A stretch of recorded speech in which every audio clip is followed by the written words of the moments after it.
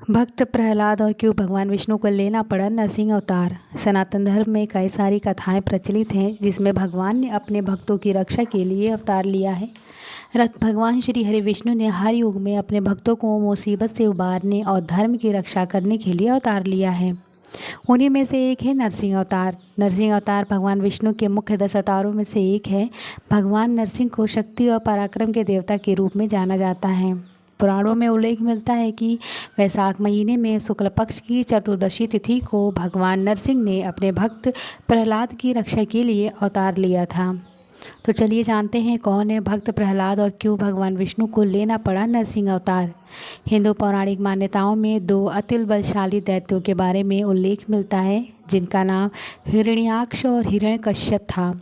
हिरण्याक्ष का भगवान विष्णु ने वराह अवतार लेकर वध किया और उसी के वध का बदला लेने के लिए हिरण्यकश्यप ने कठोर तप कर ब्रह्मा जी से वरदान प्राप्त किया कि उसे कोई देवता देवी नर नारी असुर यक्ष या कोई अन्य जीव न दिन न रात न दोपहर न घर में न बाहर न आकाश में और ना ही पाताल में ना ही अस्त्र से ना ही शस्त्र से मार पाए।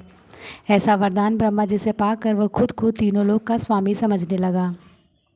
इसी हिरण्यकश्यप का एक पुत्र था बालक प्रहलाद जो भगवान विष्णु का परम भक्त था। हिरण्यकश्यप जब खुद भगवान मानने लगा तो उसने अपने राज्य में लोगों को स्वयं की पूजा करने को कहा, लेकिन प्रहलाद ने अपने पिता की बात नहीं सुनी और वे अपने भगवान विष्णु की भक्ति में लगा रहा। जब यह बात हिरण्यकश्यप को पता लगी तो उसने अपने पुत्र को समझाया कि उसका पिता ही ईश्वर है और वो उसकी भक्ति करे, उसकी ही पूजा करे।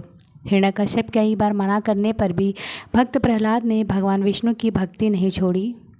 इस बात को हिरण्यकश्यप ने अपना अपमान जानकर अपनी बहन होलिका को प्रहलाद को मारने के लिए आदेश दिया।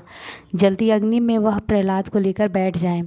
होलिका को वरदान था कि अग्नि उसे जला नहीं सकती, लेकिन जब होलिका भक्त प्रहलाद को गोद में लेकर आग में बैठी तो भगवान विष्णु की कृपा से वह खुद उस आग में जलने लगी और भक्त प्रहलाद का आग बाल भी बाका नहीं कर पाई।